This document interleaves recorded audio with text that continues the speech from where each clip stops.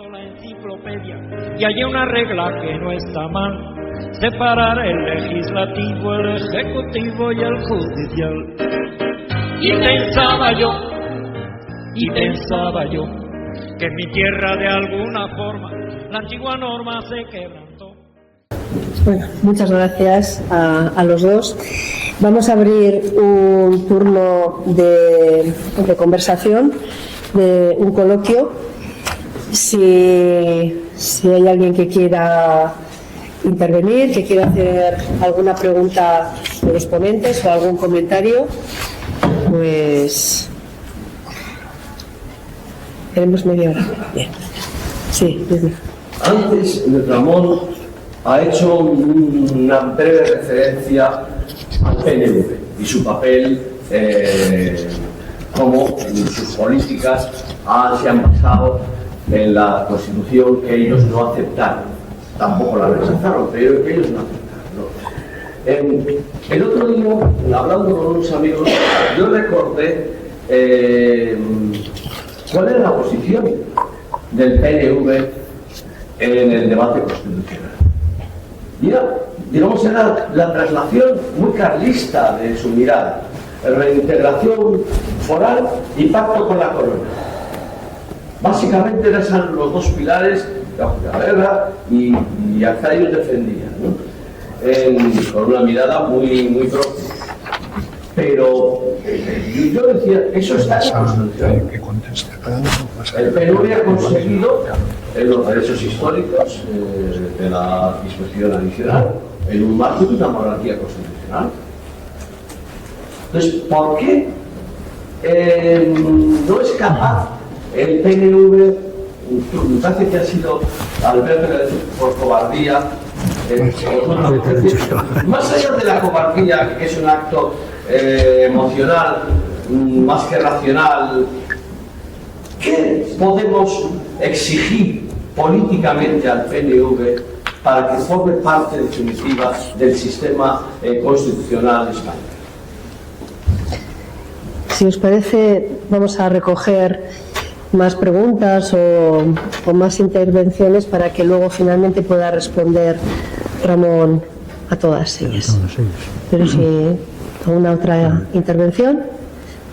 ¿Sí? Gracias a los dos ponentes por vuestras intervenciones. Yo soy mayor, como ha dicho Ramón, considero mayor, y luego no formo parte de las personas que creen en uno de los pilares que ha defendido Ramón. 100 kilómetros más arriba, los franceses han metido en la cárcel a un presidente de la República.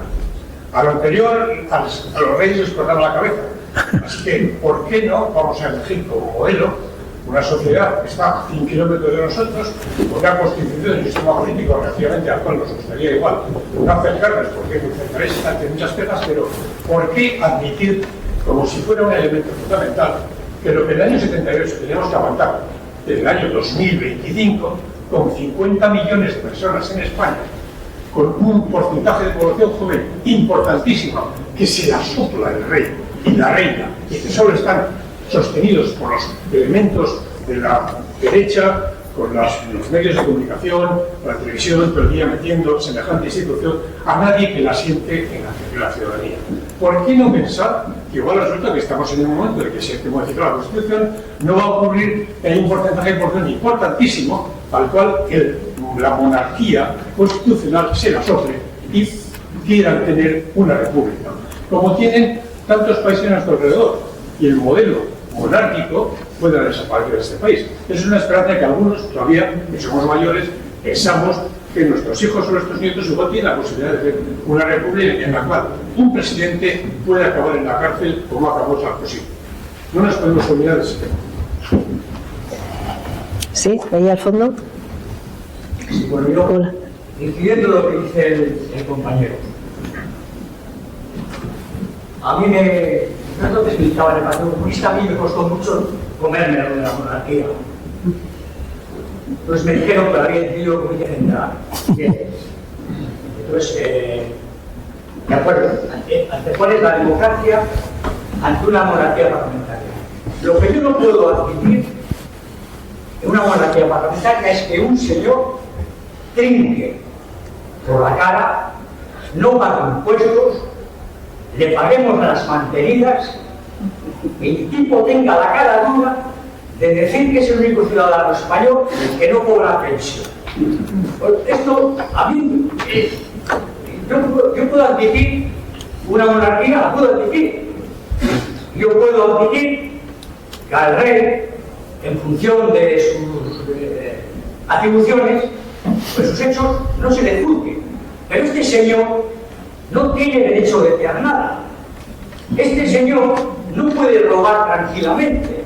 Este señor, si atropella a un ciudadano o mata a un ciudadano, no se le puede juzgar. Esto es muy fuerte ponerse esto. Entonces, eso se puede modificar, o se debe modificar. Si no se debe modificar. Esto no se puede permitir en el siglo XXI. A mí me costaba mucho admitirlo con 27 años, pero bueno, como más menor te lo comes, pero visto el comportamiento del Borbón, dices, joder, son 200 años que llevan trincando en este país. Muchas gracias. ¿Hasta cuándo se puede soportar esto? Gracias. Sí, otra intervención, otra pregunta por aquí. Es viable la armonización de competencias entre las diferentes autonomías basados, digamos, en sus o bien derechos históricos o en sus competencias actuales.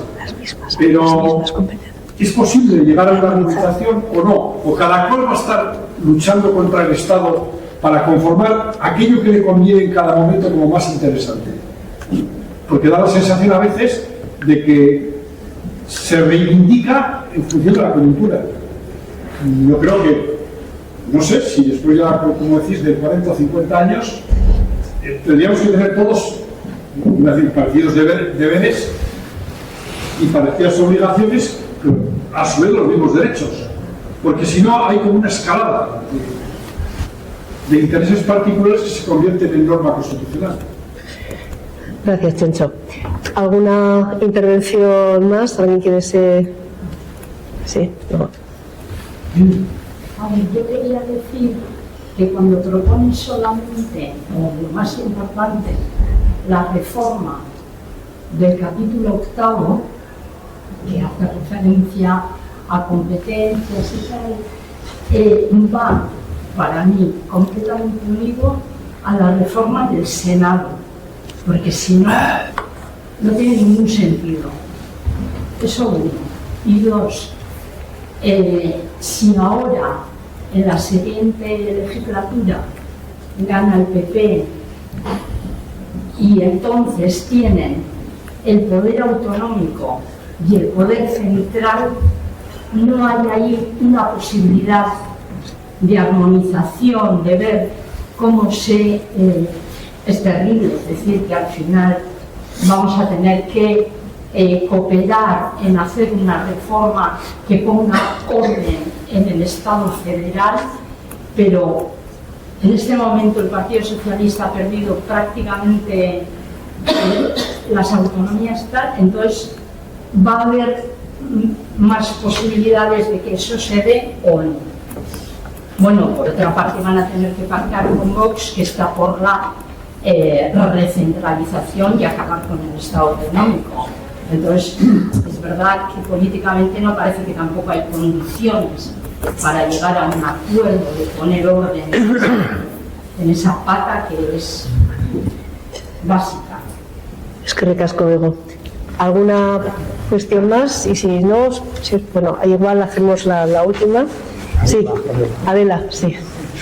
Bueno, yo quería agradecer a los ponentes, que ha sido muy interesante, pero efectivamente compartimos la gran preocupación de que estamos en un momento de crisis y los problemas son sobre todo de la actual coyuntura sociológica política a nivel mundial. Y como el otro día en nuestro país decía Habermas, recopilando su pensamiento y volviendo al patriotismo constitucional.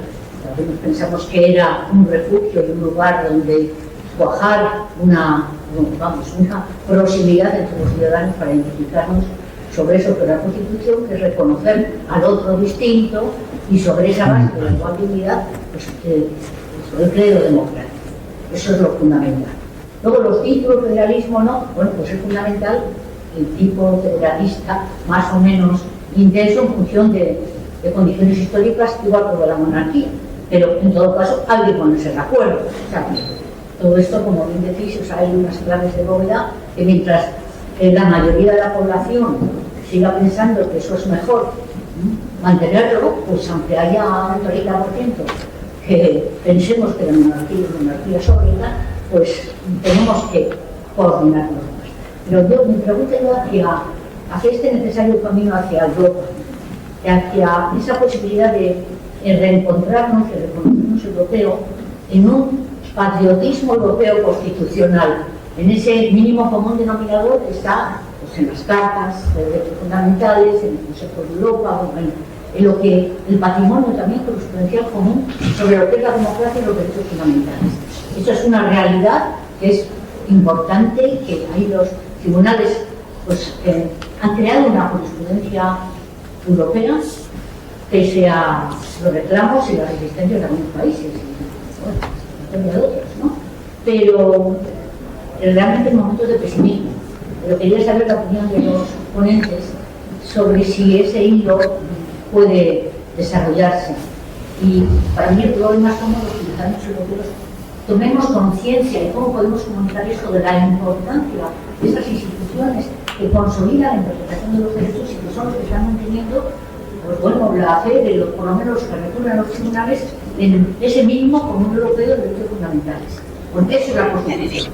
Luego la intención política pues, también, el 1, el 3, ya depende de cada país.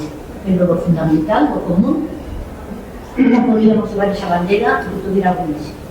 En las instituciones europeas hay algún programa, ya sé que es el peor momento para esto, ¿no? Tal como estamos pues, de las redes sociales y de la legislación total y de la participación. Pero por ahí yo veo el único camino es encontrar entre los jóvenes y no sé, los mayores, tenemos que también reforzar esto, encontrar un elemento común de patriotismo constitucional. Gracias, Adela. Vale. Si os parece, sí. Vale, le voy a yo primero, comentar si a Ramón. Sí. Bueno, sobre la primera pregunta que planteaba Luismi, quizás yo creo que la aportación, digamos, y la capacidad que tiene de interpretación de cómo se elaboró la Constitución Alberto pueda ser más efectiva. Mi análisis es muy político, ¿no? Yo creo que el PNV realmente nunca quiso dar ese paso de compromiso con España, en esencia, ¿no? Todos sabemos que había voces internas muy favorables a la aprobación del texto, porque en gran parte se pactó con ellos. Es verdad que no estuvieron literalmente presentes entre los ponentes constitucionales, pero en fin, Roca ejercía la representación de los nacionalismos y en particular del PNV, y sabemos que el proceso estuvo pilotado mediante el acuerdo con el PNV. Y que finalmente, incluso a pesar de las voces internas muy poderosas en favor del sí, yo creo que hubo, he dicho cobardía, no sé si es el término más adecuado, yo no quiero ofender, simplemente pensaba en que al PNV le es muy difícil dar esos pasos de compromiso formal con el Estado, con España. Y en este caso con la Constitución, que a pesar de, sin embargo, de no darlo, pues como he dicho antes, era y es el argumento que tiene para sus propios proyectos, porque, insisto, es muy curioso y a mí me parece que está bien, ¿eh? Otra cosa es que discutamos qué nuevo estatus sale de ahí, pero que a mí me parece bueno que el PNV se sustente en la Constitución para su proyecto de reforma estatutaria. Eso me parece bien. Otra cosa es que lo que plantea implica una actualización de los derechos históricos que, en mi opinión, transforma el modelo cuasi federal o autonómico de nuestra Constitución y va a otro camino. Pero bueno, esto es lo que yo pienso sobre el PNV, ¿no? A propósito de la República, bueno, yo creo que, en fin, todo lo que se pueda decir de Juan Carlos y del rey Juan Carlos, yo lo comparto, no tengo nada más que decir. sin perjuicio de que efectivamente en sus dos momentos decisivos, no tanto el del 23F como en la elección de Suárez, que tuvo, digamos, una vocación de compromiso histórico con la democracia. En parte, no seguramente por convicciones, sino porque él era consciente de que no había monarquía sin democracia. Entonces, él destruye todo el poder absoluto que le ha dado Franco. Cuidado. O sea, es verdad que el pacto es que hay monarquía parlamentaria, pero es una monarquía simbólica. No tiene ninguno de los poderes que le había otorgado el dictador.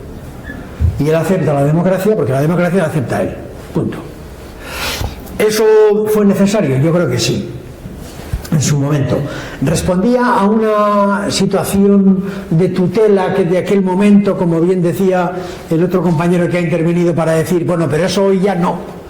47 años después o 50 años después ya se acabó. ¿Por qué no otra cosa, no? Bueno, pues esto es perfectamente discutible. Yo voy a dar 3 argumentos para explicar que creo que no podemos introducir semejante cambio, ¿no? Sin perjuicio de respetar absolutamente, digamos, la vocación republicana. Yo antes he dicho, y si alguien tiene interés, por favor, buscarlo, el discurso de Gómez Llorente es memorable, para mí es memorable. O sea, es uno de esos momentos históricos en los que veo al PSOE, más que al PC, por cierto, defendiendo la República en el debate constitucional, aunque de una manera que era claramente era, por así decirlo, una manera testimonial de hacerlo, porque eso es verdad.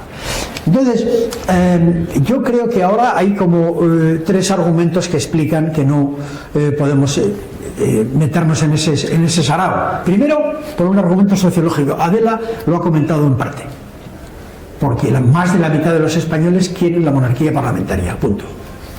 Pero mucho más que la mitad, cuidado, no nos hagamos en el solitario. Mucho más de la mitad. 7 de cada 10 españoles tienen una coincidencia con la monarquía parlamentaria española. Hoy, con Felipe. Porque Felipe, también hay que decirlo, todo lo malo que tenía el otro, lo ha resuelto, lo ha reparado. Realmente es un rey ejemplar. Que en 47 años, ni este ni el anterior, han cuestionado, por ejemplo, la soberanía popular. Jamás. Pero quiero recordar que hace 4 días el rey de Mónaco ha dicho que no votaba una ley que su asamblea parlamentaria le había propuesto, y Balduino dimitió 3 días porque no quería firmar una ley que le había propuesto el Parlamento Federal belga. Aquí jamás ha ocurrido eso. Por cierto, a modo especulativo, si un día llega una propuesta del gobierno, iba a decir del gobierno Sánchez, planteando, por ejemplo, un referéndum mediante una ley, ¿qué hará el rey español?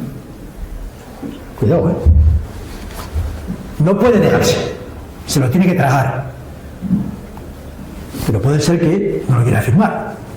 A mí es un debate que me parece que no es especulativo. Ese rey ha respetado la voluntad popular constantemente. Punto número 1. Punto número 2. Hay monarquías parlamentarias. Aquí al lado han metido a un ministro, al presidente, en la cárcel. Bueno, y aquí a ministros. Tampoco la justicia española ha sido en misericordia, en general, con el poder también. Por supuesto, el Juan Carlos, yo comparto contigo, no puede volver.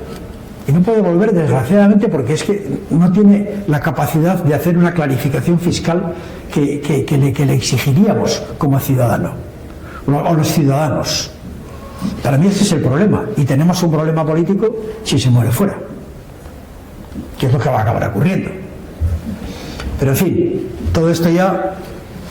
Vuelvo a la argumentación. ¿Por qué no cambiarlo? Pues porque la sociología española en este momento no está a favor. 2. Porque hay monarquías parlamentarias que tienen democracias modélicas. Modélicas. Más democráticas que cualquier otra. Que la República Francesa, que la italiana. Grecia, Suecia, Dinamarca, Noruega, Reino Unido. Puedo seguir, Y corresponden a lo que llamaríamos un pacto histórico del país nuestro. El que hicimos en su día. Entonces, ¿que queremos una república? Pues sí, Pero meterle al país en ese debate y pretender imponer la opción republicana, quienes nos sentimos republicanos, a quienes no lo son, es meter un cuchillo en el cuerpo sociológico del país y partirlo. Y eso, honradamente, no estamos para eso. Esa es mi argumentación respecto a la petición que hacías, que yo, en fin, entiendo perfectamente. Yo tengo 9 hermanos y todos son todos republicanos y me canso de contarles este argumento cada vez que me cuentan en la sobremesa este tema, ¿no? Yo no creo que, bueno, muy rápido, yo creo que no puede haber una equiparación competencial plena. Puede haberla, y el modelo desde el 92, como ha dicho Alberto, camina hacia una cierta homologación competencial desde que se constituyeron las autonomías con competencias plenas en los servicios básicos que ya sabemos, sanidad, educación, etcétera. Pero yo creo que España necesita tener una flexibilidad para el pacto con las comunidades que tienen una personalidad, una etnia, una reivindicación, una realidad política determinada. Y en el caso vasco y catalán lo tenemos sobre la mesa. Tú tienes que torear con ese perfil. Y eso implica, en el marco constitucional, un reconocimiento amplio y flexible de los llamados hechos diferenciales. No tienes más remedio. Incorporar los hechos diferenciales, que los hay en muchas materias, no solamente lingüísticas, también financieras, etcétera, meterlas en el sistema constitucional y aceptar que España tiene un sistema cuasi federal de homologación competencial en las comunidades autónomas, pero con especificidades singulares para las comunidades autónomas con las cuales tienes que pactar una realidad de convivencia, de conllevanza, como decía Ortega. Esto creo que tenemos que ser conscientes de que eso tiene que ser así. Por supuesto, la reforma federal territorial incluye el Senado. Yo lo he dicho muchas veces, el Senado actual no sirve. En 2013-2014, pero ya lo conté el otro día en la charla que tuvimos con federalistas vascos en Vitoria, Alfredo Pérez Rubalcaba llevó la propuesta de reforma constitucional que había hecho el PSOE a Rajoy, 2013. Un poco antes de la abdicación del rey Juan Carlos. Y Rajoy le dijo, mira, oye, no tengo el cuerpo para esto. Estábamos en plena crisis financiera, metieron en un cajón la propuesta que hizo el PSOE, pero esa reforma pretendía, en esa línea, incorporar muchas reformas al sistema constitucional sobre la base de un pacto con el PP. No se pueden hacer reformas sin ellos. Y ese es el problema que tenemos con un sistema político que está bloqueado, porque no hace falta que yo lo explique nunca. Y por último, una referencia al patriotismo constitucional europeo. A mí también me gusta mucho, Adela, la frase de Habermas. Yo también me leí la entrevista el otro día en El País, por cierto. Bueno, yo creo que desgraciadamente, efectivamente, la Europa que tenemos es una Europa necesitada de ese espíritu, de ese ánimo, y justamente es lo que no tenemos. Porque no podemos olvidar que el gran problema de Europa es que las opiniones públicas de los países europeos están forzando a lo que llamaríamos un neonacionalismo estatal versus la integración europea. Todo lo que nos pasa, todo en la defensa, en la investigación, en los recursos naturales, en la autonomía estratégica, necesita más integración. Necesita una Europa capaz de superar intereses nacionales y construir grandes pactos y grandes apoyos. Pero ni siquiera cabe pensar en una solución sobre la base de los núcleos europeístas. Porque muchas veces cuando tenemos lo que tenemos, y miras a Hungría, o miras a Eslovaquia, o miras a la República Checa, o miras a Italia, piensas, bueno, podemos hacerlo alemanes, franceses, españoles, y los bálticos, y Suecia. Vamos a hacer cooperaciones reforzadas, hagamos la defensa europea quienes queramos hacerla, hagamos la I+D quienes queramos hacerla, etcétera, etcétera. No es verdad, no se puede. Es que mañana va a gobernar en Francia Bordelà es Le Pen. Es que le van a elegir. Es que tú tienes que AfD es ya la primera fuerza en Alemania en todos los sondeos. Y eso que allí hay cinturón, como se llama la cosa esta que le hacemos a la ultraderecha, cordón. pero es la primera fuerza en este momento en Turquía, sale con el 7%, AfD. Entonces, ¿qué nos está pasando? ¿Qué es lo que nos pasa, que diría Ortega? Nos pasa que las opiniones públicas nacionales en Europa están volviendo a un anacrónico y viejo nacionalismo estatal. Y con eso no hay salida. Por eso digo que estamos bailando en el Titanic.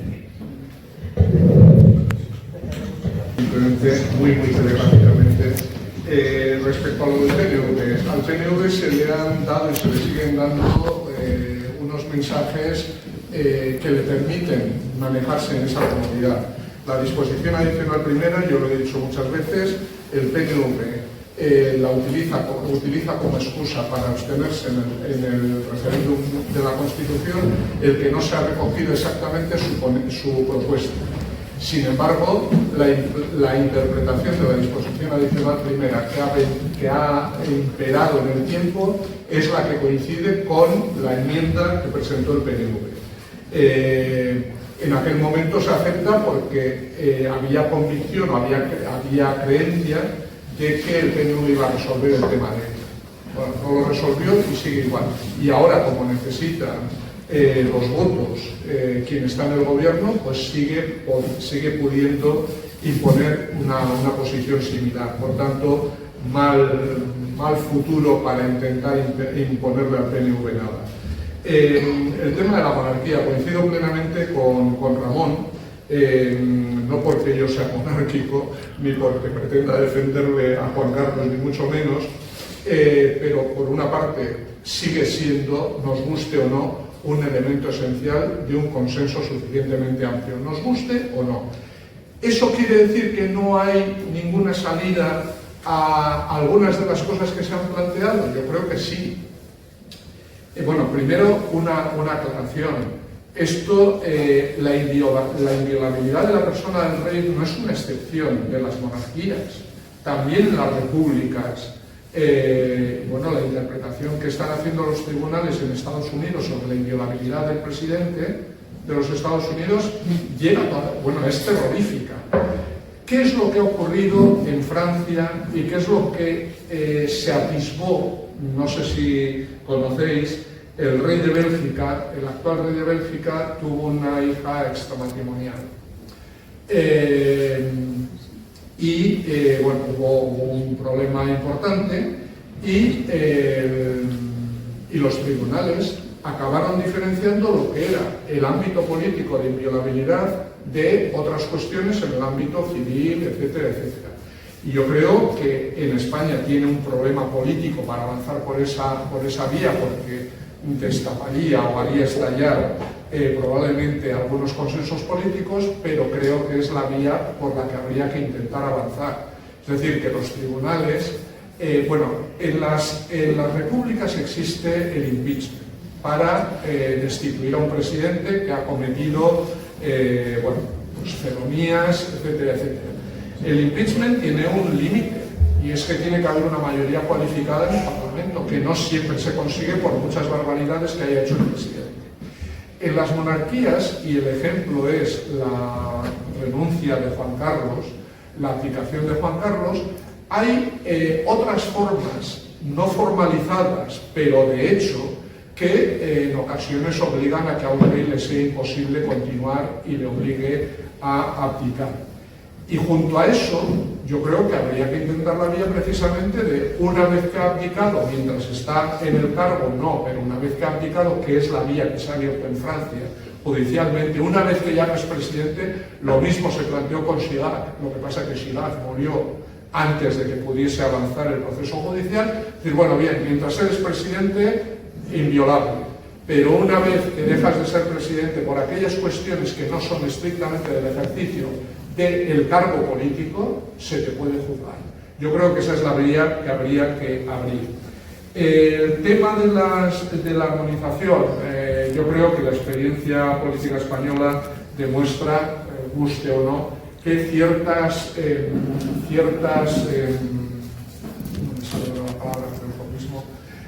ciertas diferencias competenciales son inevitables.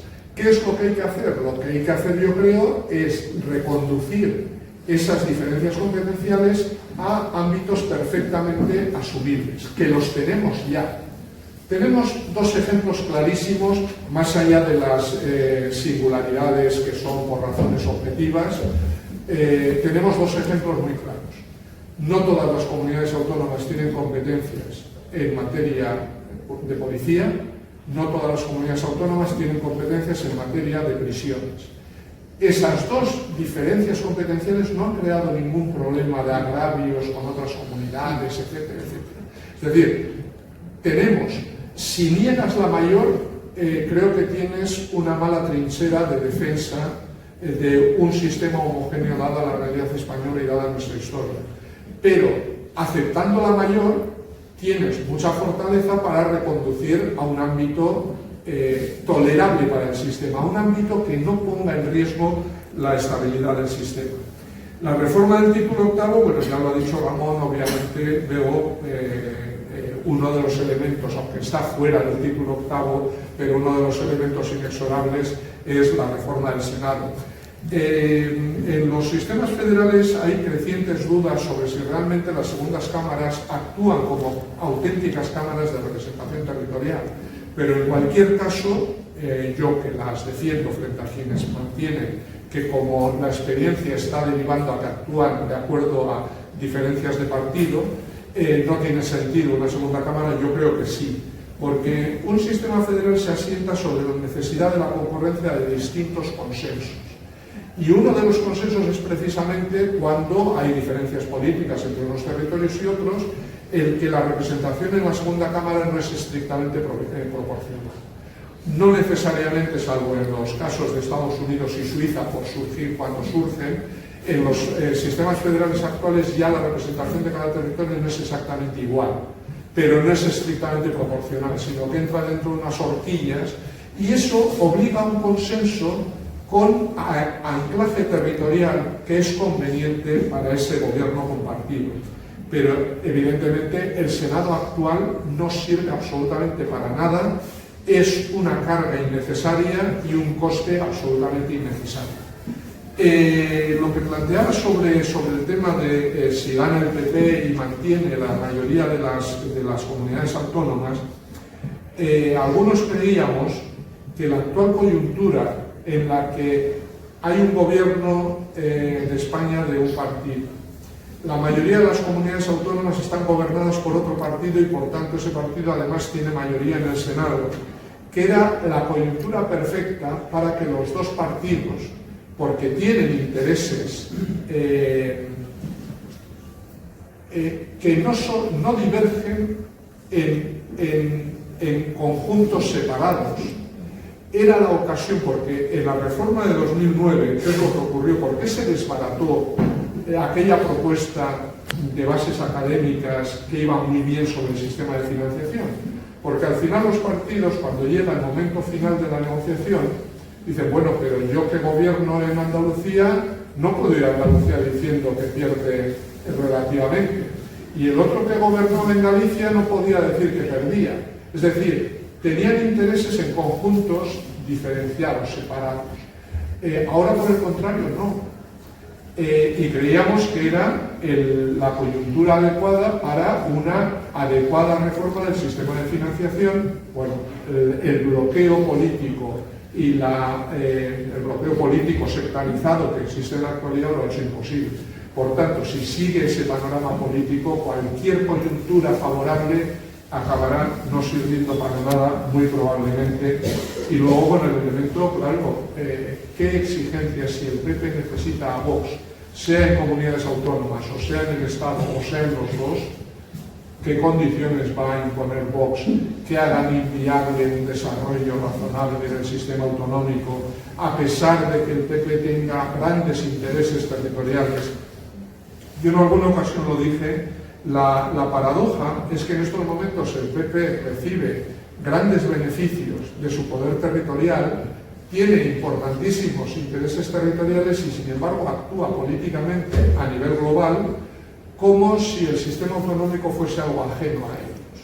Entonces en esa coyuntura realmente es muy difícil. Y finalmente, en relación con lo que planteaba Adela, me voy a centrar solo en el tema de los tribunales de derechos en Europa. Ese ha sido el gran pilar de la construcción democrática europea. La existencia, primero solo en el Consejo de Europa, en el Tribunal Europeo de Derechos Humanos, de un control sobre la protección de los derechos en el seno de los Estados, y se daba una paradoja, porque cuando surge, incluso cuando se hace la reforma del protocolo número 8 que crea el Tribunal Único, ya sin el filtro de la Comisión Europea que hacía que llegasen muy pocos asuntos al Tribunal, cuando ya los ciudadanos, la ciudadanía puede directamente presentar demandas ante el Tribunal Europeo de Derechos Humanos, se daba una paradoja que luego ha estallado, por ejemplo, en el Reino Unido. Afectaba solo a países de Europa Occidental, países de importante tradición, de sólida tradición democrática, y por tanto había una creencia, y por eso se creó la comisión, de que, bueno, de que iban a ser casos excepcionales porque el sistema de protección de derechos dentro de cada Estado era muy sólido. Sin embargo, nos encontramos que hay cientos y cientos, bueno, ya miles de sentencias del Tribunal Europeo de Derechos Humanos condenando a estados de tradición profundamente democrática, con una tradición de protección de los derechos fundamentales importantísima, y eso cuando entran jueces de Europa Central y Oriental, en el Reino Unido se lleva ya muchos años. La crisis del Brexit no se origina contra la Unión Europea, sino lo que desata la crisis del Brexit sobre una cultura británica muy anti-Bruselas, etcétera, etcétera, pero es precisamente el caso Abu Qatada en el Tribunal Europeo de Derechos Humanos, en que el Reino Unido va a extraditar a un dirigente islamista a Jordania para que lo juzguen allí, y el Tribunal Europeo de Derechos Humanos dice que no le puede extraditar, porque vulnera su derecho vulnera distintos derechos del convenio. Y en el Reino Unido se dice, bueno, pero ¿quiénes son ese juez búlgaro, esa jueza eslovaca, de países que no tienen tradición democrática, vienen a decirnos al Reino Unido que creamos los derechos fundamentales, que creamos la idea de derechos humanos en el siglo XVII? Nos vienen a decir que el Reino Unido no protege suficientemente los derechos. Y junto a eso, la crisis europea actual está empezando a poner en entredicho ese pilar fundamental que era la protección de derechos fundamentales a nivel europeo sobre los derechos, sobre la protección de los derechos en los Estados. Y por tanto, nos encontramos con un elemento que es fundamental y que está entrando en creciente crisis. Y se va a añadir a la gran crisis europea que tenemos a las puertas, o que ya estamos en ella. Muchas gracias, Alberto. Bueno, pues damos por finalizado el coloquio. Daros las gracias a todas y a todos por haber asistido. Animaros a que conozcáis mejor nuestra asociación y a que participéis activamente en ella, y hasta la próxima vez que nos volvamos a encontrar.